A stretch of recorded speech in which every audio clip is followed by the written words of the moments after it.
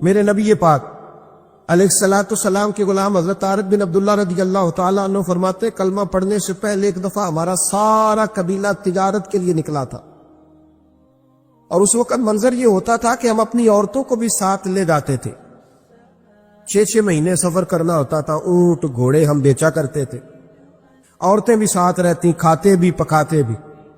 کہتے ایک سفر سے ہم واپس آ رہے تھے تو مدینے کے باہر صحرا میں ہم نے پڑاؤ کیا، اکیلے رسول پاک صلی اللہ علیہ وسلم، کہتے نبی پاک تنہا اکیلے۔ حضور نہ سیر کرتے ہمارے قافلے کے پاس سے گزرے، خیمے لگے تھے، پڑاؤ کیا، محبوب تشریف لے آئے۔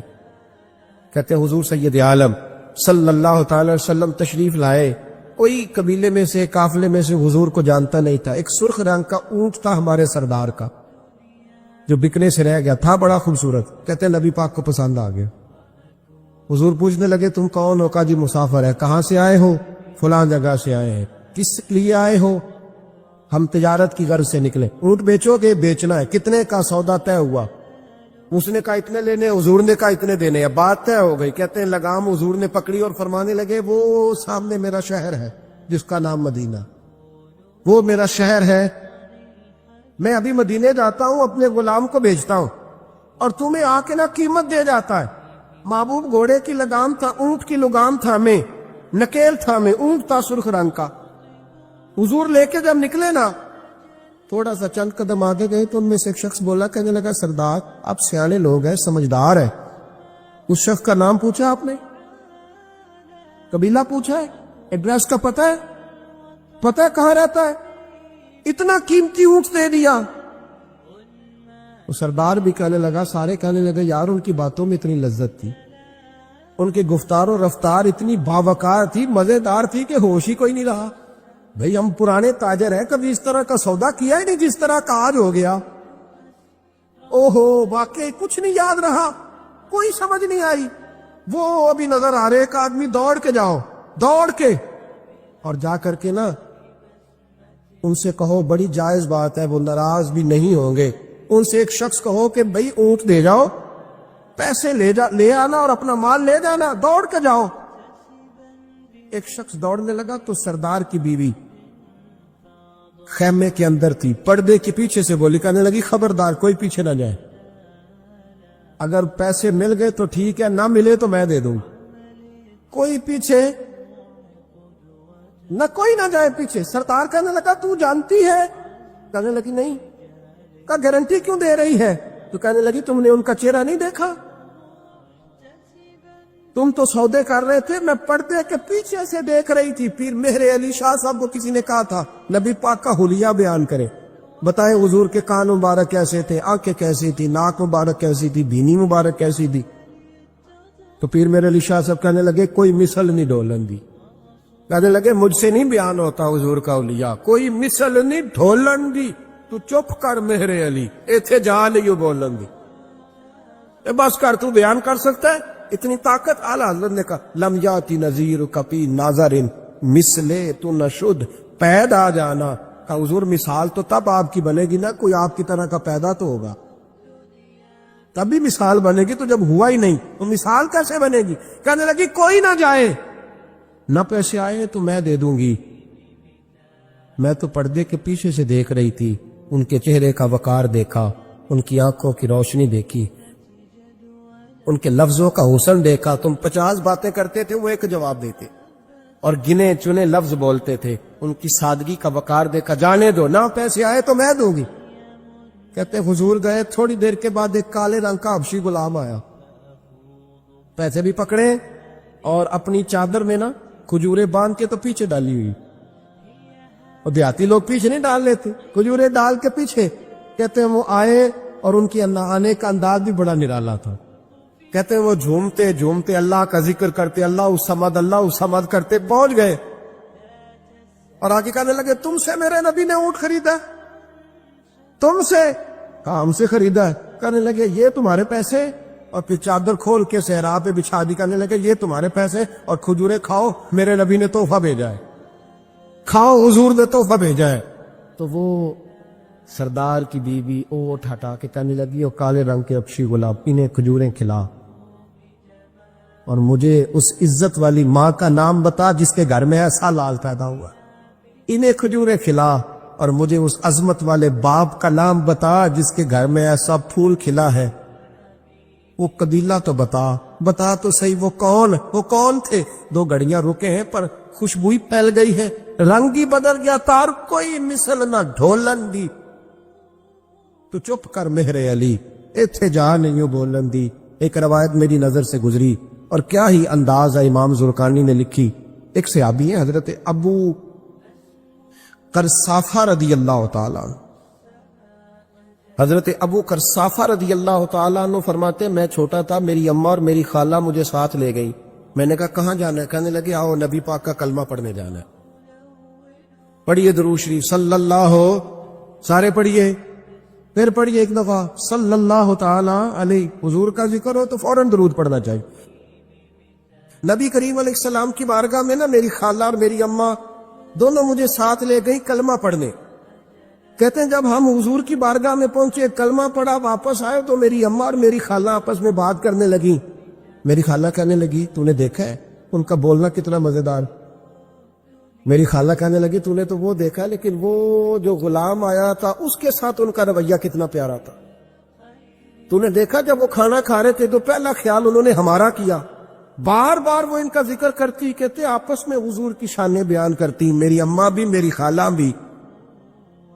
بالآخر بات لمبی ہو گئی تو میری اماں بولی، کہنے لگی بس کر، ہم کتنی عظمتیں بیان کریں گے، مجھے تو 3 باتیں سمجھ میں آئی ہیں۔ کتنی؟ 3 باتیں مجھے سمجھ میں آئی ہیں۔ کہا وہ کیا؟ تو کہنے لگی ما رأینا مثل ھذا الرجل احسن وجھا ولا القى ثوبا ولا البنا کلاما، کہنے لگی مجھے تو 3 باتیں سمجھ میں آئی ہیں کہ نہ اتنا خوبصورت چہرے والا کوئی شخص دیکھا ہے، اور نہ اتنے صاف کپڑوں والا کو دیکھا ہے، اور نہ ہی اتنی میٹھی بولی بولنے والا کوئی دیکھا ہے۔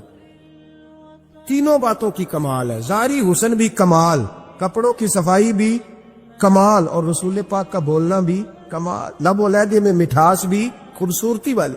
یہ اصل حسن ہے کہ ظاہرت بھی انسان بڑا منزہ ہو، باطنن بھی بڑا صاف ستھرا ہو۔ میرے رسول پاک علیہ الصلوۃ والسلام کا طریقہ مبارکہ پتہ کیا تھا؟ حضور صلی اللہ تعالی علیہ وآلہ وسلم جب مسجد میں نماز پڑھ لیتے تو حضرت جعفہ رضی اللہ تعالیٰ عنہ فرماتے، بخاری کی حدیث ہے، فرماتے میں مدینہ شریف میں آیا تو حضور نماز پڑھ لیتے تو صحابہ نبی پاک کے پاس آتے اور حضور کا دست مبارک پکڑ کے پہلے چومتے پھر چہروں پہ ملتے، پہلے چومتے پھر چہروں پر۔ نبی پاک کے صحابہ حضور کے قدم بھی چوما کرتے، قدموں میں جھکا کرتے تھے۔ یہ تو بھائی اس وقت پتہ چلتا جب کسی سے پیار ہو جاتا، جب کسی بندے سے، میں اکثر مثال دیا کرتا ہوں اکثر کہ کسی کا بچہ پیشاب کرے تو کہہ آتی ہے، الٹی آتی ہے، لیکن اپنا بچہ بالوں میں بھی کر دیتا ہے، پھر کوئی کہہ نہیں آتی چونکہ اپنا ہے نا، پیار ہو گیا ہے نا۔ اب وہ کیفیت جب کسی سے محبت ہو جاتی ہے نا تو کچھ چیزیں صرف سمجھنے کی نہیں، کچھ چیزیں ایسی ہوتی ہیں جو محسوس کرنے والی ہوتی۔ اس نے کہا تھا عشق ایک ڈھونگ ہے، میں نے کہا تجھے عشق ہو خدا کرے، پھر کوئی تجھے اس سے جدا کرے، تو اسے تسبیحوں پہ پڑھا کرے، تو اسی کا نام جپا کرے، تو گلی گلی پھرا کرے، پھر میں کہوں کہ عشق ایک ڈھونگ ہے اور تو نہیں کہا کر، پھر میں کہوں کہ عشق ایک ڈھونگ ہے اور تو، اس نے کہا تھا عشق ایک ڈھونگ ہے تو میں نے کہا تجھے عشق ہو خدا کرے۔